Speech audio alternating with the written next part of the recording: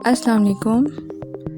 23 اگست 2023 India کے لیے ایک ایسا دن ثابت ہوا جس نے عالمی افق پر اس کا نام ان ممالک کی فہرست میں شامل کرا دیا جو چاند تک پہنچنے میں کامیاب ہوئے۔ انڈیا کی جانب سے روانہ کیے جانے والا چندریان 3 مشن بدھ کی شام تقریباً 6 بجے چاند کے ساؤتھ پول حصے پر اترا۔ اس کے نتیجے میں انڈیا چاند کے اس حصے پر خلائی جہاز اتارنے والا پہلا اور امریکہ، روس اور چین کے بعد سافٹ لینڈنگ کرنے والا چوتھا ملک بن گیا ہے، اور اس کے لیے انڈیا کو بہت بہت مبارک ہو۔ نو ڈاؤٹ یہ انڈیا کی محنت اور اپنے ملک سے سنسیئر لوگوں کی وجہ سے ہی ممکن ہوا ہے۔ تو چلیے اب ہم بات کرتے ہیں پاکستانی اسپیس پروگرام اسپارکو کی۔ یہاں آپ کو پہلے ہی مینشن کر دوں کہ میں یہاں انڈین اسپیس پروگرام کے بارے میں بات کر کے اب پاکستانی اسپیس پروگرام پر اگر بات کرنے لگی ہوں تو اس کا مقصد کوئی کمپیریزن کرنا نہیں ہے۔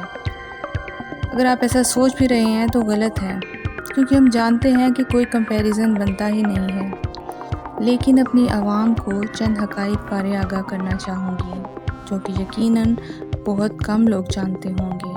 ہم سب جانتے ہیں کہ پاکستان پر قابض حکمرانوں کی ترجیحات کی وجہ سے پاکستان اب اس حال میں ہے کہ یہاں لوگ بنیادی ضرورتوں کے لیے ترس رہے ہیں، تو ایسے میں اسپیس اینڈ ٹیکنالوجی کو کون ترجیح دے گا؟ خیر یہ ایک الگ ٹاپک ہے۔ کہانی شروع ہوتی ہے 1961 سے، جب پاکستان کی اسپیس ایجنسی اسپارکو کی بنیاد رکھی گئی۔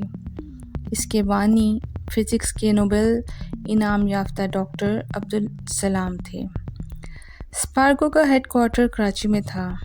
اس کے مقابلے میں بھارت کی اسپیس ایجنسی ISRO 1969 میں تشکیل پائی، جس کا ہیڈ کوارٹر بنگلور تھا۔ 60 کی دہائی میں جب روس نے خلا میں قدم جمانے شروع کیے تو امریکہ بہت پریشان تھا۔ ناسا خلا بارے کم معلومات میں تیزی سے اضافہ کرنا چاہتا تھا۔ اسی دوران صدر ایوب اور جان ایف کینیڈی کی ملاقات کے دوران پتہ چلا کہ ناسا اپر ایٹماسفیئر پر راکٹس کی مدد سے تحقیق کرنے اور ڈیٹا حاصل کرنے کا خواہش مند ہے۔ اس مقصد کے لیے ڈاکٹر عبدالسلام اور طارق مصطفیٰ، جو کہ بعد میں ایٹامک انرجی کمیشن میں بھی آئے، ان کو ناسا نے واشنگٹن میں بریفنگ دی، اور اس معلومات کی بنیاد پر انہوں نے بعد میں صدر ایوب سے منظوری لے کر اپر ایٹماسفیئر کی تحقیق کے لیے ایک ادارہ بنانے کی تجویز دی، جس کا نام space and upper atmosphere research commission یا اسپارکو رکھا گیا۔ اسپارکو نے اپنی بنیاد کے 1 سال بعد ہی یعنی 1962 میں ناسا کی مدد سے رہبر 1 نامی راکٹ لانچ کیا، اور اس کا خلا میں کامیاب تجربہ ہوا، جس سے اسپارکو کو جنوبی ایشیا کی سالڈ فیول راکٹ لانچ کرنے والی پہلی اور دنیا کی 10ویں اسپیس ایجنسی بن گئی۔ اسرائیل اور جاپان کے بعد پاکستان ایشیا کا تیسرا ملک تھا جس نے خلا میں اپنا مشن بھیجا۔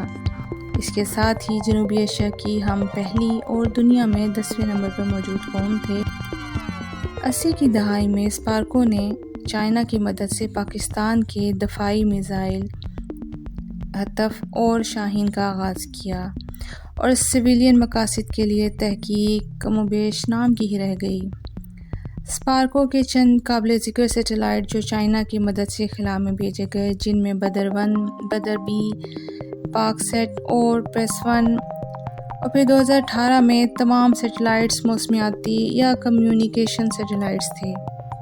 1960 سے 1970 تک کا دورانیہ پاکستان کا بہت تابناک رہا، بہت روشن رہا، اور پاکستان میں جو حالات 1971 کے بعد بنے تو بہت سے سائنٹسٹ پاکستان سے باہر امریکہ چلے گئے۔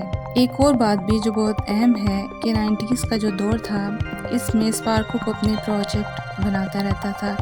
ایک سیٹلائٹ چائنا سے لانچ کیا، مختلف سیٹلائٹس بھیجے جاتے ہیں مختلف کاموں کے لیے، اور ان کے لیے اسپیس میں سلاٹس ہوتے ہیں کہ اس جگہ آپ اپنا سیٹلائٹ رکھ سکتے ہیں۔